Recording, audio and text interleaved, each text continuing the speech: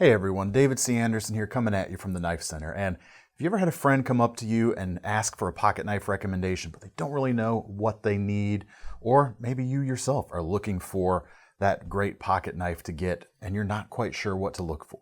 In any case, this is the video for you because we have got the best pocket knives out there for just about everyone.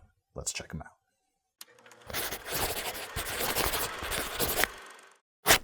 So a little bit of background for this video. I've had this question come up a lot over the years. People want to know they're getting a good knife, even if they're not sure what they're looking for. And it feels good to sometimes be one of those people that, someone comes to you looking for a recommendation. It means they respect your opinion. And for me, what I like to recommend is the Spyderco Delica. It has a lot of great features. It does a broad range of things really well.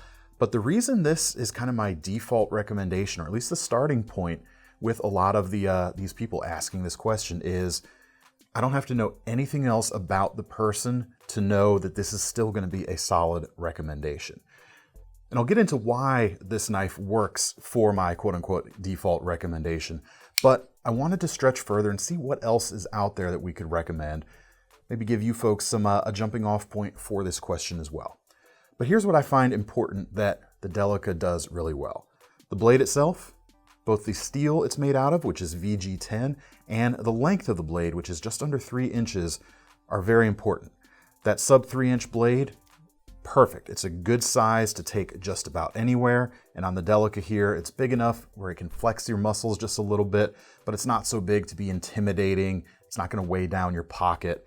And then the steel, you want to go with something stainless, and you want to go with something that's relatively easy to maintain the edge. VG10 is a good, solid performer.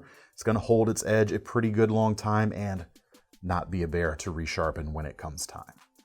I also like the shape, and the full flat grind on these knives works great on any kind of slicing tasks, which most people breaking down cardboard, maybe doing a little bit of food prep, is going to work really well. Even has a little bit of a pokey tendency if you need to do any kind of piercing with it. Again, just a fantastic all-rounder. So like I said, I don't have to know anything about the person or their particular situation to be able to recommend this knife because that blade is short enough you're going to be able to take it most places. I also don't have to know whether they're left-handed or right-handed, or even if they're right-handed, if they plan on carrying it on the left side, because this knife is completely ambidextrous, both with the opening hole and the mid-mounted lock back and that 4-position pocket clip. This is really going to work for anyone's preference. Speaking of preference, you've also got a bunch of different colors for these handles, which are made out of FRN. You've got some texture there to keep it locked in the grip. It's just solid. They've also always been relatively affordable, but prices have been going up recently across the board. This guy right here is just a hair under 90 bucks right now. So it's not quite the bargain it may have once been. It's still a phenomenal knife. But that being said, it makes it a perfect time again to kind of broaden our horizons, look at some other options out there. So what are the requirements that I'm going to place on the rest of this list of knives? First of all, it's just for someone who needs a pocket knife. If we're looking for like the best tactical knife or the best survival knife, that's going to be a different list, and lists we have done before. This is just someone who needs a basic knife for daily life. But everything on the table today is going to have a 3-inch blade or less, so you can take it pretty much anywhere. And it should have all the modern conveniences too, such as a pocket clip, that one-hand opening, and a lock. For safety's sake mostly. Also because if this person was asking for a Swiss Army knife recommendation, they probably would have asked for that in particular. On top of that, like that Delica, ambidextrous nature is going to be a major factor in the decisions here. A non-threatening look is going to be a plus, so if it's not too pointy of a blade, if there's some colors available, that's going to make a good impression. And again, ease of maintenance. Especially for someone who's new to the knife world, I don't want to recommend them something that's going to be too hard to sharpen, or something that's kind of corrode maybe. You want stainless, you want good performance, but you want it to be easy to sharpen as well. Disqualifiers. Anything with a spring assist, anything like that, because I don't want any of these to possibly be mistaken for a switchblade in certain scenarios. So we're just going to take that off the table as well. Sharpenability, like I said, is a big thing. Unfortunately, The first things we're going to look at are more budget-oriented things, and by far the best bargains these days are some of the things with liner locks and D2 blade steel. So it's already failed two things I want for this list. The ambidextrous quality, since you're dealing with a liner lock, and the D2. It's only semi-stainless, and it is going to be a bit more difficult to sharpen for most people. So we're going to have to look harder to find the true standouts. But the first one, we're going to break it down to some budget stuff first, like I mentioned. And we might as well look at the Delica's very close cousin, which is Spyderco's sub-brand, the Byrd line with the Meadowlark 2. It's essentially the same knife. It's slightly different, but it's the same size, and it has all of the great features that I like in the Delica, but it's available for just over 30 bucks in most cases. Hard to argue with that, I think. You've still got the 4-position pocket clip, you've got colors available, you've got the same grippy nature, ambidextrous lock and opening. You've also got the same kind of blade and edge geometry. It's going to work great. The steel here is an 8CR series stainless, which is some good budget-oriented stuff. Not going to hold an edge like the VG10 for sure, but still going to be very easy to maintain. And then the only real main design difference between this and the Delica is the Byrd knife has an integrated finger choil here right around the pivot. So it gives you another little space where you can choke up. Going to give you some finer control over the blade. And it also avoids something that, in my mind, would disqualify for this list certain other designs, in that the leading edge of that choil, you're not touching the edge, so it doesn't have an overgrind through that choil. An important safety measure, I think, especially for people new to the genre. But really good option if you're looking for the Delica, if you like what I see in the Delica but don't want to recommend something that costs the better part of 100 bucks, this is a great choice. All right, next up is another one of just the classic affordable budget knives out there that always makes the list of recommendations. Now, we always talk about things like the Ontario Rat 2 or like the SE Zancudo, which are great knives in this range, but they're not completely ambidextrous in the way they're built. So check out this as an alternative, the Ka-Bar Dozier Folding Hunter. It's about 22 bucks for these guys. You've got that 3-inch blade, versatile spear point shape here. It's going to work for most things you can think of. Lightweight handles, again, just like the previous two knives we looked at, and colors available also on this knife, just like the last two knives we looked at.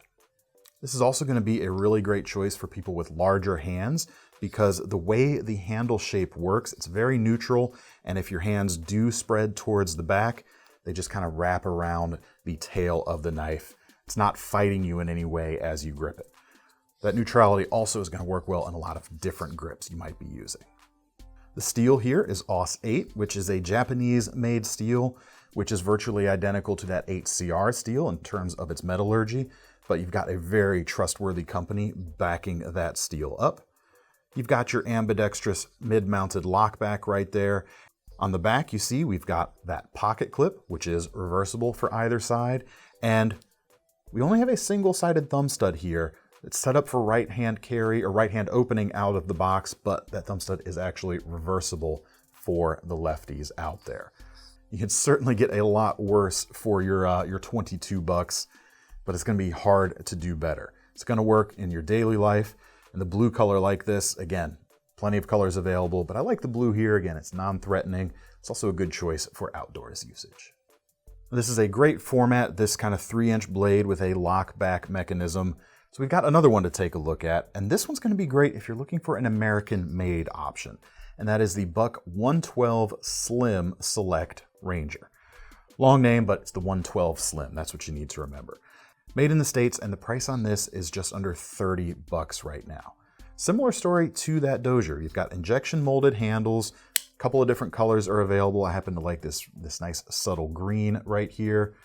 Blade just under 3 inches. Dual thumb studs right out of the box, so no need to reverse them.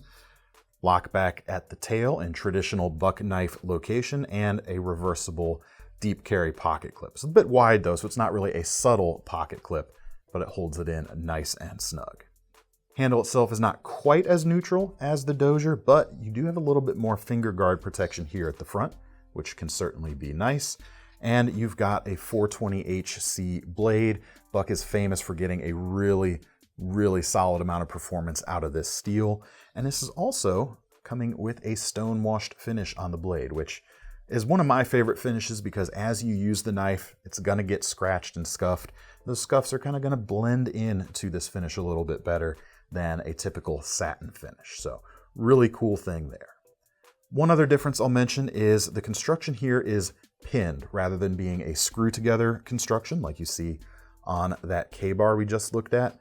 There's pluses and minuses to this. The minus, of course, is you can't adjust it. The plus is you probably won't have to adjust it, at least certainly not as often as you might a screw together construction. And there are ways to tweak it. You're just not going to be able to adjust the tension with screws and that sort of thing. But if you're going for simplicity's sake, that definitely has the edge.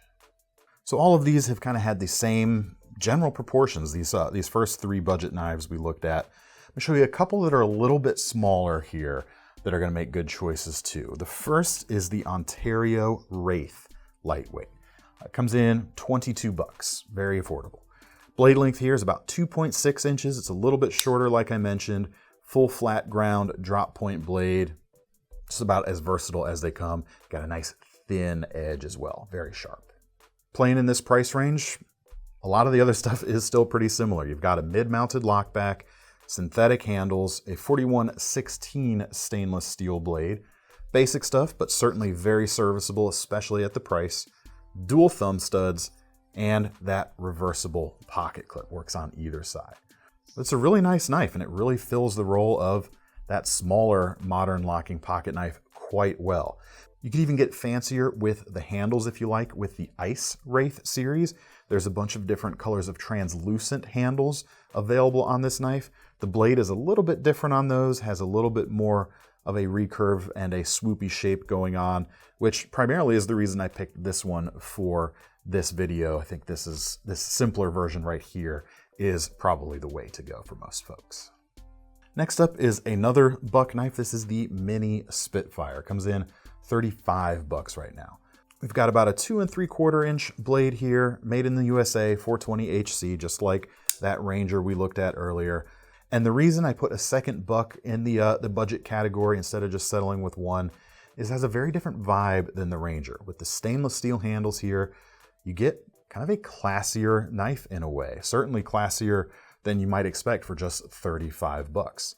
Has a good feel. It's about a 3-finger grip probably for most people. Mid-mounted lockback, reversible pocket clip for left or right carry, and then of course, very easy one-handed opening with that guy right there. So if you like the idea of carrying a buck knife, but you'd rather have something a little more modern feeling rather than kind of the traditionally inspired knives, this one should be a great choice. All right, next up, we're gonna go a little bit more premium. Not out of control, mind you. I want to keep everything on this list relatively affordable. There's nothing going to be crazy expensive here. But if you're looking for that step up from, the $20 to $30 to $35 price range, here are some good choices here. The first is the CIVIVI Altus. Really cool knife, comes in about 72 bucks right now. For that, another versatile spear point blade, just under 3 inches with a Nitro V blade steel. I really like that Nitro V as a choice in this category. It's kind of an American version of a spin-off of some of the really fine-grained Swedish steels out there. Gives you good performance, is very easy to sharpen, especially when you combine it with CIVIVI's very thin edge, so there's less you're actually having to work against when sharpening comes to the forefront. The rest of the materials here definitely feel a step up from the knives we just looked at. We've got a G10 handle. We've got ball bearings in the pivot here, which is definitely an enthusiast choice, but make sure you know who you're kind of recommending this to. If there's someone who gets down and dirty and might not take the cleanest care of their tools, the previous knives we looked at all had washers in the pivot, and they're going to be a little easier to keep clean and keep free of grit. Keep that in mind with both of these next two knives, in fact. But the action you get out of it is really nice. You get that free floating thing going. And that's thanks to those ball bearings being paired with the button lock mechanism here on the front. Now, obviously, because that button lock here is on the right side, this is not a completely symmetrical knife, but I still think this is a very ambidextrous design. The pocket clip can be reversed, and that button is very easy to use in the left hand, even for a non-dominant left-hander like myself. So works exceptionally well, even though it isn't a strict one-for-one, same-to-same thing. But you've got the dual thumb studs there. Blade opens really quickly if you want to flick it with your thumb. You can, of course, be more surreptitious if you like. But it's got a nice profile when it's open too. Fairly clean, very capable. All right, next up is the SOG Terminus XR. Now, I kind of was on the fence a little bit about including this knife for a couple of reasons. First, the most affordable versions of these come with D2 blade steel, which, as I already mentioned at the top, is kind of a disqualifier for me for this particular list. $85 for this version right here, which is very nicely priced for what you're getting. You're getting S35 VN blade steel, an actual particle metallurgy steel here. Really good performance. For some, it may pose a little bit more of a difficulty in the sharpening realm, but I wanted to include it anyway due to the fact you can offer this amount of performance for the money. Just make sure to let the folks know if you're making this as a recommendation. The other reason I almost left this knife off the list is it definitely feels a little more tactical, a little less kind of plain is the wrong word, but you know what I'm getting at. But in the end, again, toes that line well enough, and the performance on offer here is phenomenal for, like I said, $85. Two-tone finish on the blade, has a nice premium feel. Handles are G10 with a carbon fiber overlay. Reversible deep carry pocket clip to keep things out of the way, and they've made this nice and subtle compared to some previous versions of this knife. And their XR lock, which is their version of a crossbar lock right here. You've got that bar riding along the back side of the blade, which is going to hold things nice and tight and is completely ambidextrous from left to right. You've also got dual thumb studs, and you've also got that flipper tab. So a bunch of different ways to open or close this knife, no matter what kind of mood you're in. Enough handle length there for most to get all four fingers on it, and just a do-it-all blade shape here as well. All right, next up, I do want to show a couple of things that are not locking knives, just as a little bit of an aside, a little bit of a nod to our European audience especially, in addition to some places here in the States where you might not be able to have a locking knife for one reason or another. And we've got to start with Spyderco, quite honestly, because they really kickstarted this genre of knives I'm about to talk about with the UK Penknife. Really cool knife. Funny that they call it the UK Penknife because it's made in the USA, and it's about $74 too, which is a pretty good price. You've got lightweight injection molded handles. You've got a pocket clip, which is bent wire, works on both sides and is very subtle looking from the outside looking in. You've got a BD1N blade steel here. Probably not going to hold an edge quite as long as something like the VG10 of the Delica up top, but it still works quite well. It's an American-made steel on an American-made knife too, which is pretty cool.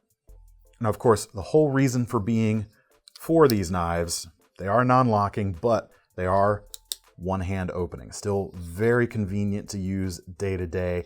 And there's no lock, but there is some safety built in thanks to the finger choil that we talked about earlier. You have your finger there when you're gripping the knife, so that if the blade does close, your finger is in the way to keep it from closing further. Good peace of mind. Other than that, like the Delica, it's got some of those same great blade characteristics. Thin, slicing blade, full flat grind. It's going to work well for just about anything. Next up is the KnifeCenter exclusive small Archaeo from ArtisanCutlery.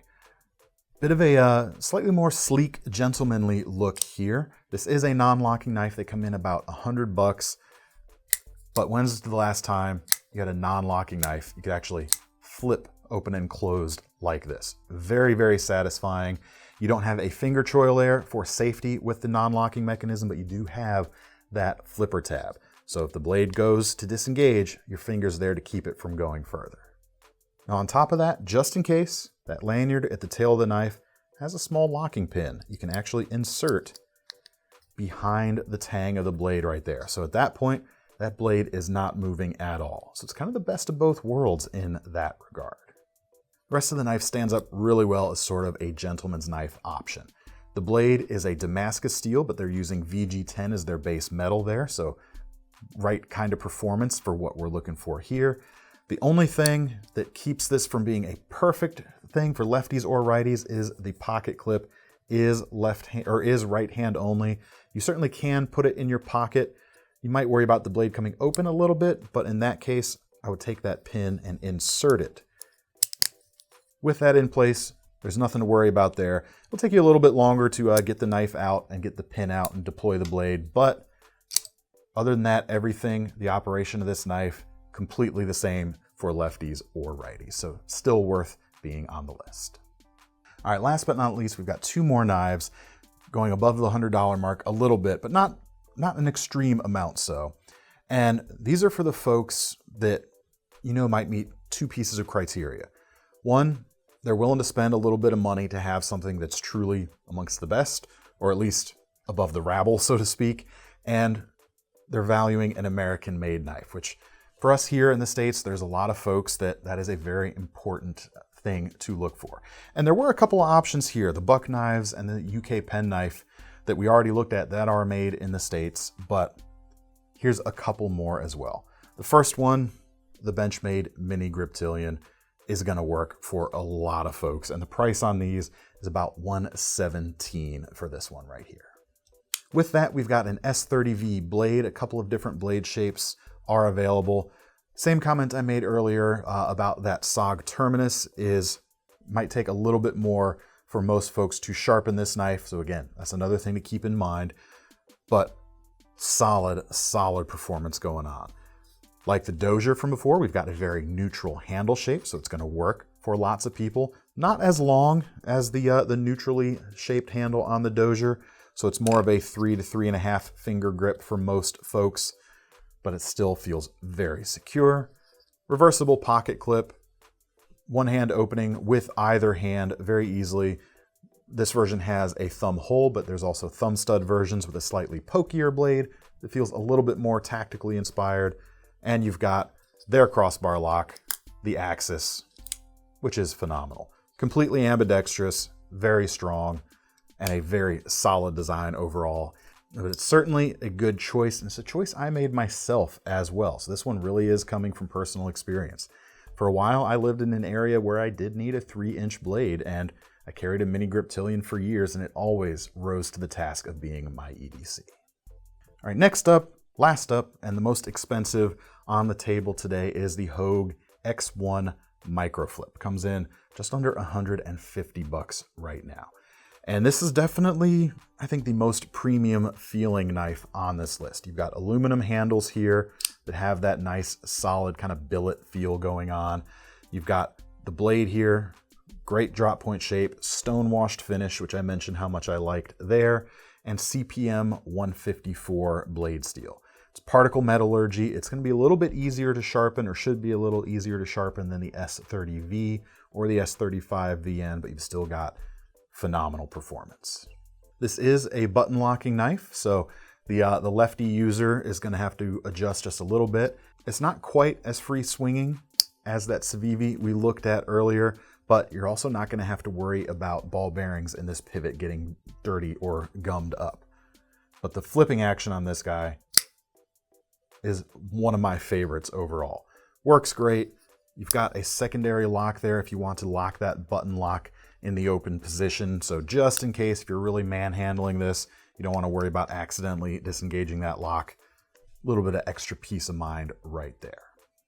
Definitely a solid choice here. And if you're looking for something to carry that, you're going to get a good nod of recognition from the enthusiasts out there, this will definitely get you in the club, so to speak, and a great company to buy a knife from.